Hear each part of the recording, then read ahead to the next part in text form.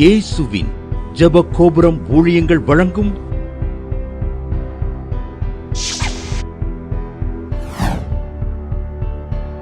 நம்பிக்கையிலே சந்தோஷமாயிருங்கள்.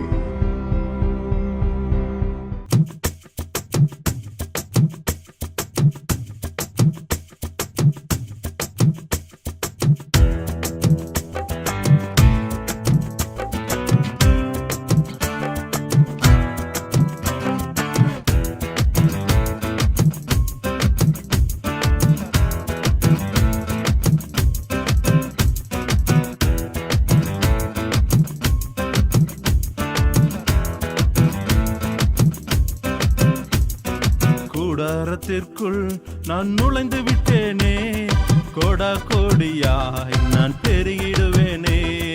கூடாரத்திற்குள் நான் நுழைந்து விட்டேனே, கோடா கோடியாய் நான் பெருகிடுவேனே.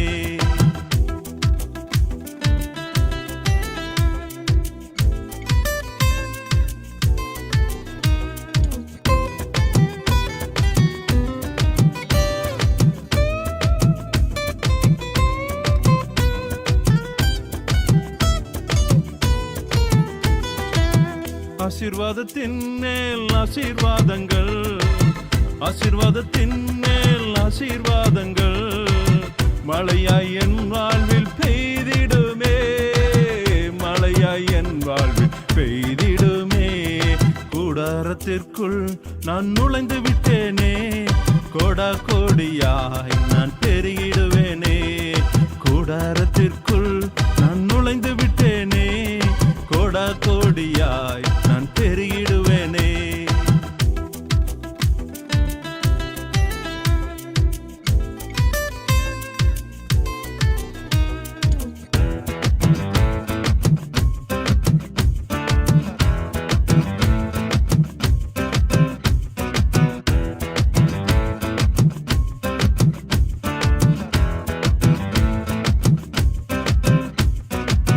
மகிமையின் அபிஷேகத்தால் நிரம்பி விட்டேனே, மகிமையின் அபிஷேகத்தால் நிரம்பி விட்டேனே. மாபெரும் காரியங்கள் செய்திடுவேனே, மாபெரும் காரியங்கள் செய்திடுவேனே.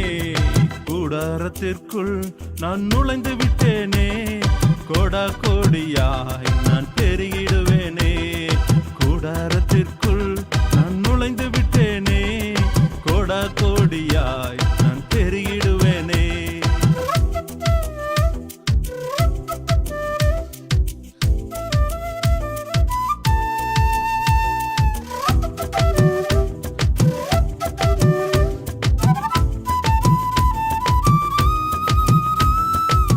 மகிமையின் மேல் நான் மகிமையடைந்து, மகிமையின் மேல் நான் மகிமையடைந்து மறுரூபமாக மாறிடுவேனே, மறுரூபமாக மாறிடுவேனே.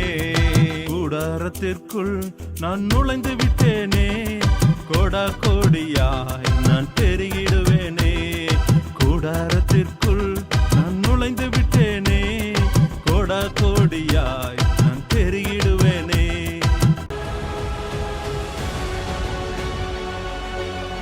வேலூர்ல இருந்து பீலாங்குரம் எழுதியிருக்காங்க. நான் வாரந்தோறும் ஜாய் டிவி பார்ப்பேன். எனக்கு 6 வருஷமா ஒரு இடம் விற்காமே இருந்தது. எனக்கு விற்று கொடுக்க ஆள் இல்லை. ஏன்னா கணவன் கிடையாது, பிள்ளைகளும் கிடையாது. நான் அன்மேரிடு. நான் அந்த இடத்த விற்கணும். எனக்கு வயசாயிடுச்சு. யாரை போய் பார்க்குறது, என்ன செய்யணும்னு தெரியல. நான் ஜாய் டிவியை பார்த்துட்டு அம்மாட்ட அடிக்கடி ஜோம் பண்ணுவேன். கர்த்தர் அற்புதமாக நல்ல விலைக்கு விற்கும்படி செய்தார். அந்த விற்ற ஒரு பகுதியை நான் அந்த டிவி ப்ரோக்ராம் கொடுப்பேன்னு நான் பொருத்தனை பண்ணேன். ஒரு சின்ன பகுதியை நான் இந்த டிவி ஊழியத்துக்கு கொடுத்தேன். கர்த்தர் அற்புதமாக அந்த இடத்துக்கு நல்ல ஆளுக்கு ரொக்கம் கொடுத்து வாங்கும்படி வைத்தார். கர்த்தரே நாமா மகிமைப்படுவதான் சாட்சி எழுதியிருக்காங்க. நம்பிக்கையிலே சந்தோஷமாயிருங்கள். நிகழ்ச்சியை பார்க்கிற யாவருக்கும் இயேசுவின் நாமத்தினாலே இனிய வாழ்த்துக்களை தெரிவித்துக் கொள்கிறேன். செய்திக்கு நேராக கடந்து செல்வோமா? ஏசாயா 64வது அதிகாரம் 6வது வசனம். நாங்கள் அனைவரும் தீட்டானவர்கள் போல இருக்கிறோம், எங்களுடைய நீதிகள் எல்லாம் அழுக்கான கந்தையை போல இருக்கிறது, நாங்கள் அனைவரும் இலைகளை போல உதிருகிறோம், எங்கள் அக்கிரமங்கள் காற்றை போல் எங்களை அடித்து கொண்டு போகிறது. இங்கு 4 காரியங்களை இந்த வசனத்தில் பார்க்கிறோம். அங்கு தீர்க்கதரிசி சொல்லுகிறார், நாங்கள் அனைவரும் தீட்டானவர்களை போல இருக்கிறோம். 2வது சொல்லுகிறார், எங்கள் நீதிகள் எல்லாம் அழுக்கான கந்தையான ஒரு வஸ்திரத்தை போல இருக்கிறது. 3வது சொல்லுகிறார், நாங்கள் இலைகளை போல உதிருகிறோம். 4வது சொல்லுகிறார், எங்கள் அக்கிரமங்கள் காற்றை போல எங்களை அடித்து கொண்டு போகிறது, எங்களை அடித்து கொண்டு போகிறது. 4 காரியங்களை சொல்லுகிறார். கவனிங்க, ஏசாயா தீர்க்கதரிசி உசியா ராஜா மரணமடைந்த காலத்துல உயரமும் உன்னதமான சிங்காசனத்தில் ஆண்டவர் வீற்றிருக்கிறதை கண்டார். அவரை கண்ட உடனே, ஐயோ அதமானே, நான் அசுத்த உள்ள உதடுள்ள மனுஷன் என்று ஆண்டவருக்கு முன்பாக சொல்லுகிறார். உடனே ஆண்டவர் அவருடைய உதடுகளை சுத்தம் பண்ணுகிறார். பலிபீடத்தின் அக்கினி தழலால் அவருடைய நாவை தொடுகிறார். கவனிங்க, இந்த தேவ பிள்ளை சொல்லுகிறார், நாங்கள் அனைவரும் தீட்டானவர்களை போல காணப்படுகிறோமே. தீட்டானவர்கள்னா என்ன? லேவியராகமம் 13வது அதிகாரத்துல நம்ம பார்க்கிறோம், அங்கு குஷ்டரோகிகளை தான் தீட்டானவர்கள் என்று நம்ம பார்க்கிறோம். லேவியராகமம் 13வது அதிகாரம் 44வது வசனத்திலிருந்து வாசித்தோமானால், அந்த வியாதி அவனில் இருக்கும் நாள் வரைக்கும் தீட்டுள்ளவனாக எண்ணப்படுவன். அவன் தீட்டுள்ளவனே ஆகையால் தனியே குடியிருக்க வேண்டும். அவன் குடியிருப்பு பாளையத்துக்கு புறம்பே இருக்க வேண்டும். நன்றாய் கவனிங்க, ஒரு மனுஷனுக்குள்ள ஒரு குஷ்டரோக வியாதி தோளில் சருமத்தில் வந்தால் அவன் தீட்டுப்பட்டவனாய் காணப்படுவான். அவனை குடும்பத்திலிருந்து வீட்டிலிருந்து வெளியே அனுப்பிடுவாங்க. எங்க அனுப்பிடுவாங்கன்னா பாளையத்திற்கு புறம்பாய் அனுப்பிடுவாங்க. தனிய வாசம் பண்ணணும், வனாந்தரத்துல வாசம் பண்ணணும். அவன் எங்க போனாலும் தீட்டு தீட்டுன்னு சவுண்டு கொடுத்துட்டே போகணும். அவனை பார்க்கிறவங்க எல்லாம் விலகி போய் விடுவார்கள். பக்கத்துல யாருமே போக மாட்டாங்க. கவனிங்க, ஒரு குஷ்டரோகம் உள்ள மனுஷன் பக்கத்துல ஒருவர் கூட போக மாட்டாங்க. எல்லாரும் தள்ளி போவாங்க. என்னதான் குடும்பத்தாரா இருந்தாலும் சரி விலகி போவார்கள். ஏன்னா அந்த வியாதி தீட்டுப்பட்ட வியாதி. அவர்கள் பாளையத்திற்கு புறம்பாக்கப்படுவார்கள். இதுதான் லேவியராகமம் 1வது பழைய ஏற்பாட்டில் நடந்த காரியம். ஆனா ஆண்டவராகிய இயேசு சுவாமி இந்த தீட்டானவர்களை நோக்கித்தான் சென்றார். மார்க் 1வது அதிகாரம் 40வது வசனத்திலிருந்து நம்ம வாசித்தோமானா, அப்பொழுது குஷ்டரோகி ஒருவன் இயேசுவிடத்தில் வந்து இயேசுவுக்கு முன்பாக முழங்காற்படியிட்டு, உமக்கு சித்தமானால் என்னை சுத்தமாக்க உம்மால் ஆகும் என்று வேண்டிக் கொண்டான். இயேசு மனதுருகி கையை நீட்டி அவனை தொட்டு, எனக்கு சித்தம் உண்டு, சுத்தமாகு என்று சொன்னான். நன்றாய் கவனியுங்க, தீட்டுப்பட்டவன் தான் அவன், குஷ்டரோகம் உள்ள மனுஷன் தான், பாளையத்திற்கு புறம்பாக்கப்பட்டவன் தான். அவர்களை தேடி இயேசு சாமி போனார்.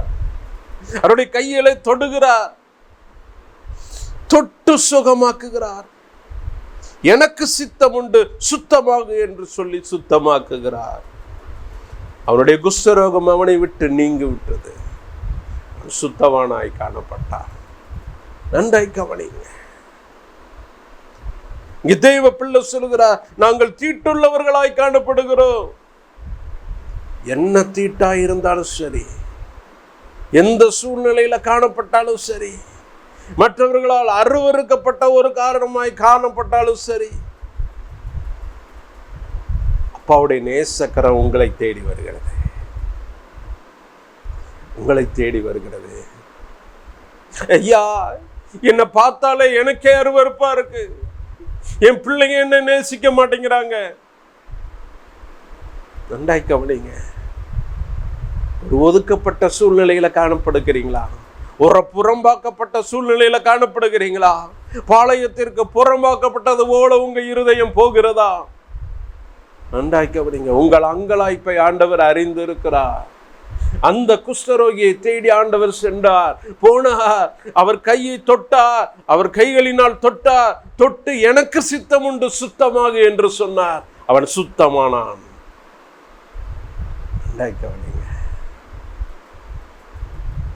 அடுத்த ஒரு காரியத்தை சொல்கிறார், எங்கள் நீதிகள் எல்லாம் அழுக்கான கந்தை போல இருக்கிறது.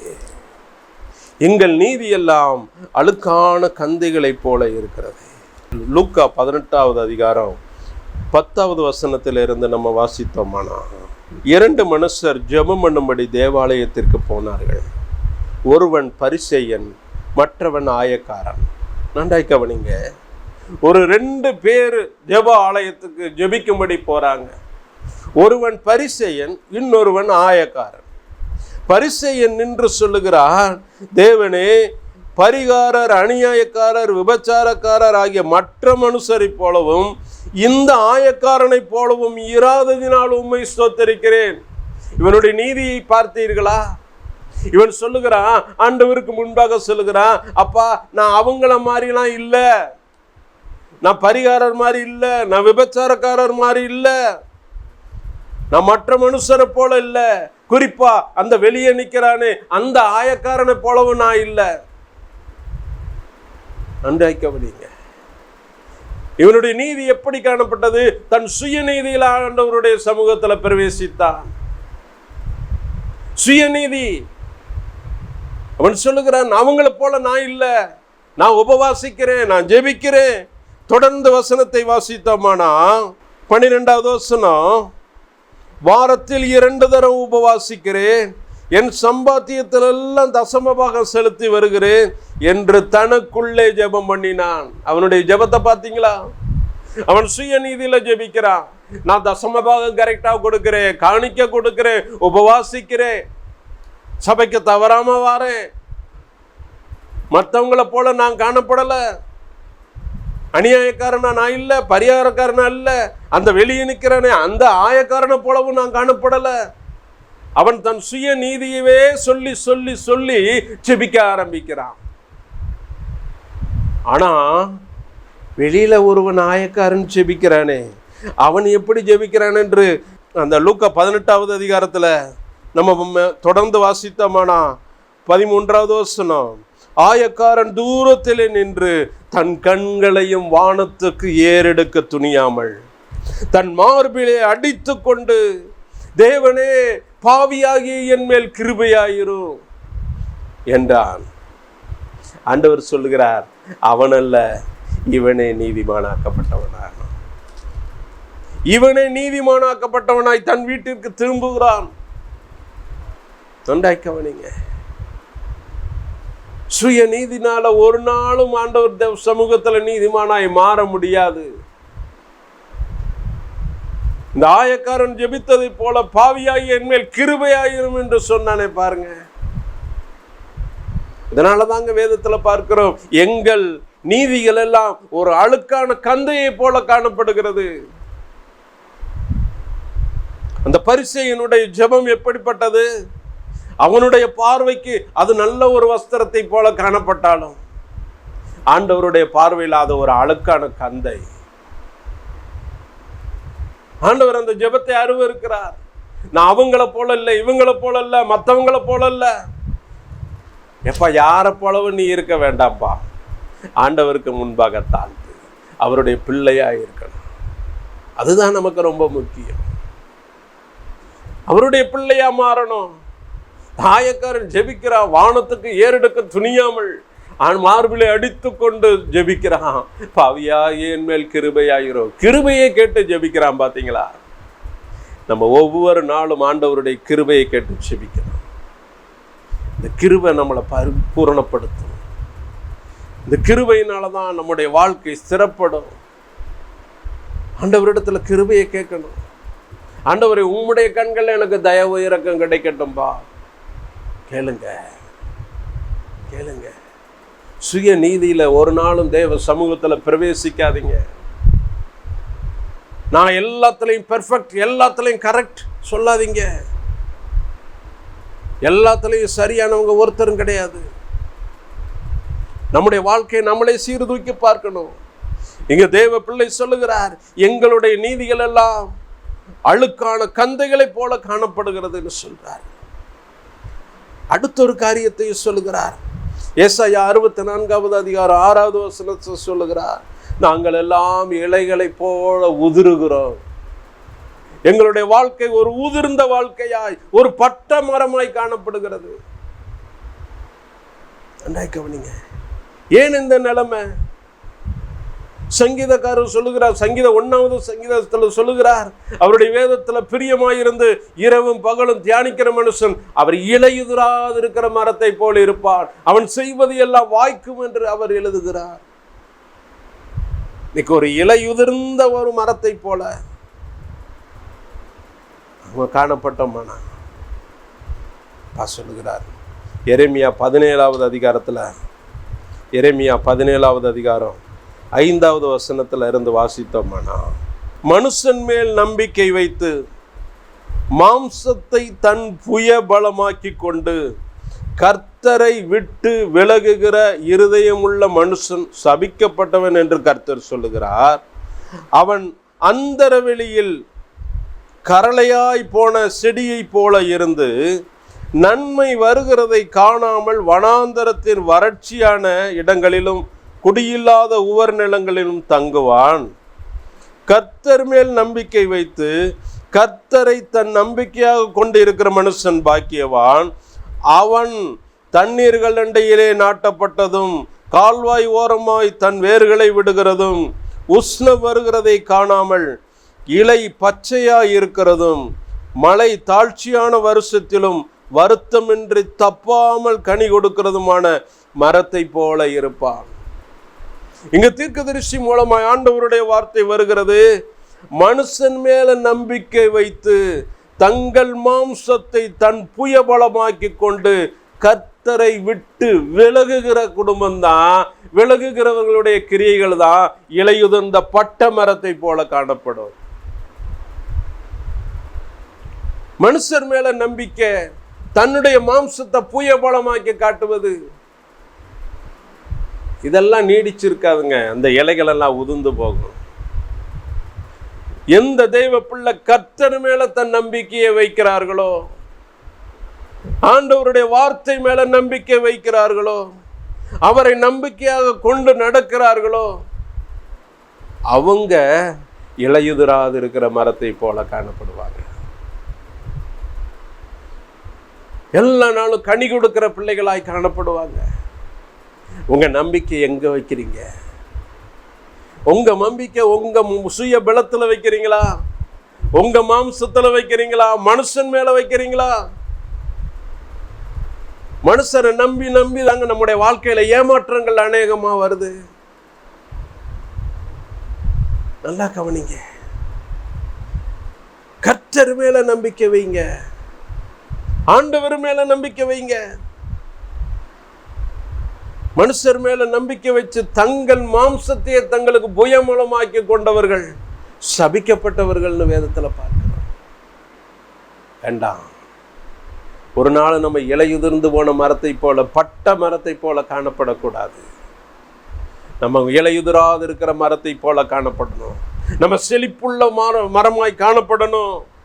பூத்து காய் கொடுக்கிற மரமாய் நம்ம மரம் காணப்படணும். நம்முடைய வாழ்க்கை காணப்படணும். தப்பாமல் களி கொடுக்கணும். இதைத்தான் இயேசப்பா விரும்புறாரு. இதைத்தான் அப்பா விரும்புறாரு. அடுத்த ஒரு காரியத்தை சொல்றார். எங்கள் அக்கிரமங்கள் காற்றை போல எங்களை அடித்து கொண்டு போகிறது. காற்றை போல எங்களை அடித்து கொண்டு போகிறது. மத்தேயு 3வது அதிகாரம் 12வது வசனத்துல யோவான் ஸ்நானகன் சொன்ன வார்த்தை, தூற்றுக்கூடை அவர் கையில் இருக்கிறது.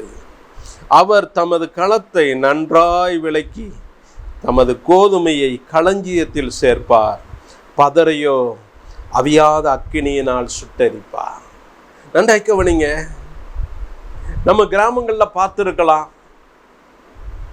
கிராமங்கள்ல முன்னாடி நடந்த காரியம் இதுதான். நெல்மணியை தூற்றுவாங்க, சொலகளை அள்ளி அப்படியே தூற்றுவாங்க. தூற்றும் போது காற்று எந்த திசையில பறக்குதோ அந்த பறந்து போன பதரையெல்லாம் தனியா பிரிச்சிருவாங்க. அந்த நல்ல மணிகள் எல்லாம் பக்கத்திலேயே விழுகும். இதைத்தான் யோவான் ஸ்நானகன் சொல்லுகிறார், தூற்று கூடை அவர் கையில் இருக்குப்பா. கோதுமையை புடைக்கிறது மாதிரி நம்மளை புடைப்பாரு.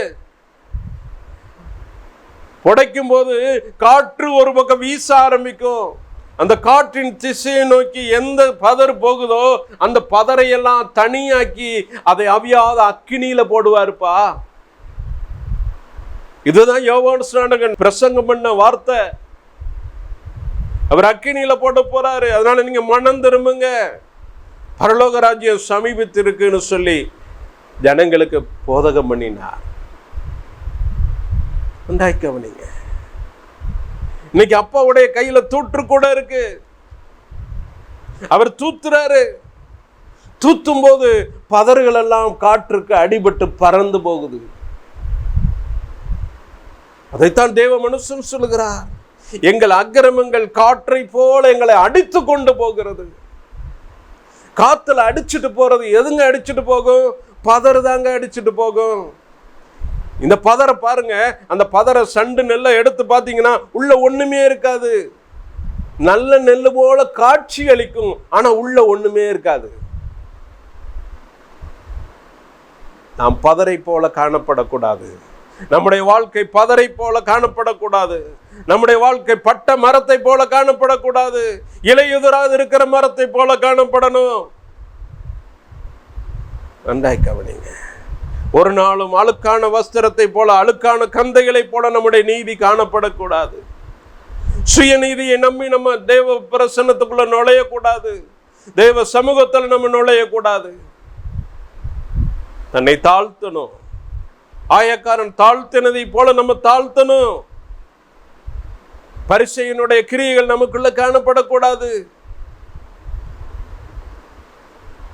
இப்படிப்பட்ட நம்மளை தீட்டானவர்களை போல, அருவருப்பானவர்களை போல காணப்பட்ட நம்மளை, அழுக்கான நீதியை, அழுக்கான கந்தையை போல நீதியுடையவர்களாய் இருந்த நம்மளை, இலைகள் உதிர்ந்த பட்ட மரத்தை போல இருந்த நம்மளை,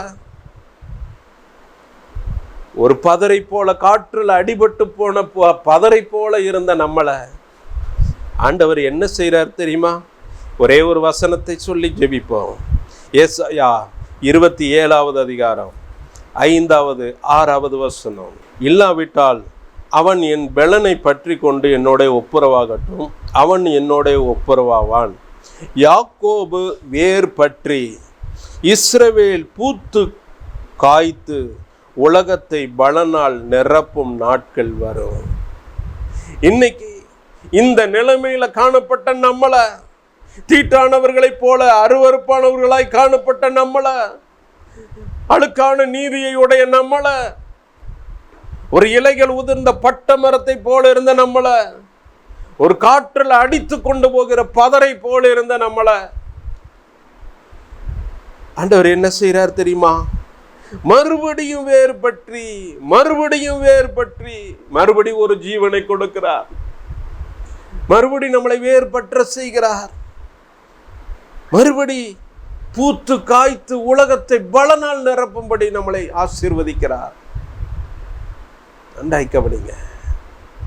இதுதான் இயேசப்பா சொன்னாரு, நான் ஜீவனை கொடுக்க வந்தேன், என் பிள்ளைகளுக்கு நான் ஜீவனை கொடுக்க வந்தேன். உலர்ந்த எலும்புகளை உயிரடைய செய்கிற தெய்வம் இன்னைக்கு நம்ம நடுவுல வாசம் பண்ணுகிறார். நம்முடைய உலர்ந்து போன வாழ்க்கைய, தீட்டான வாழ்க்கையை பரிசுத்தமாக்குகிறார். குஷ்டரோகியின் கைகளை தொட்டு சுகமாக்கின தெய்வம் இன்னைக்கு நம்மளையும் சுகமாக்குகிறார். தீட்டை நீக்குகிறார், அருவருப்பை நீக்குகிறார், எல்லா பட்டு போன நிலைமைகளையும் சீராக்குகிறார். மறுபடி உயிர் பெற்று, மறுபடியும் வேர் விட்டு, மறுபடியும் பூத்து காய்த்து உலகத்தை பலனால் நிரப்பும்படி நம்மை ஆசீர்வதிக்க விரும்புகிறார். செபிக்கும்படி கண்களை மூடுவோம். சோதரமாப்பா, தகப்பனை நீர் பேசின வார்த்தைகளுக்கு நன்றி சுவாமி. நன்றி அப்பா.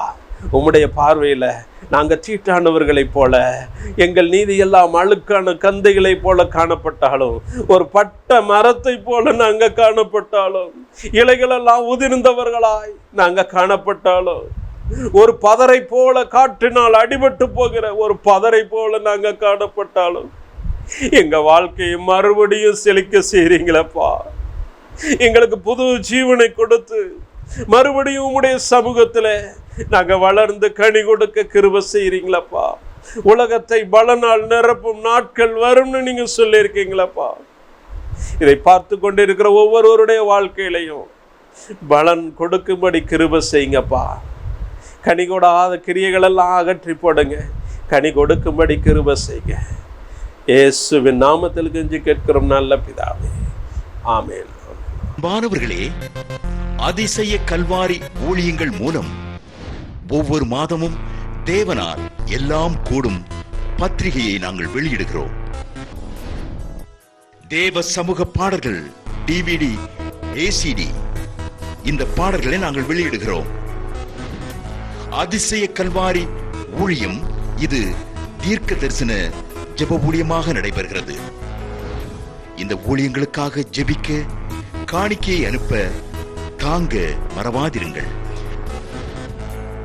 ஜெபிக்கிற, கொடுக்கிற, உழைக்கிற உங்கள் ஒவ்வொருவரையும் ஆண்டவர் தாமே ஆபிரகாமை ஆசீர்வதித்தது போல சகல விதத்திலும் உங்களை ஆசீர்வதிப்பாராக.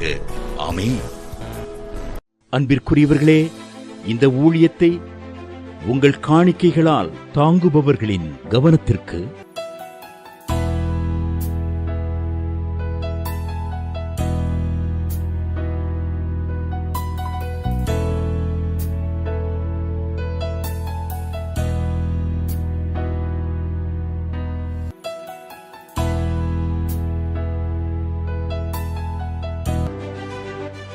எங்களது முகவரி சகோதரி எலிசபெத் சுந்தர்ராஜன், எண் 27, பொதிகை தெரு, குழந்தை சாமி நகர், வண்டியூர், மதுரை 20.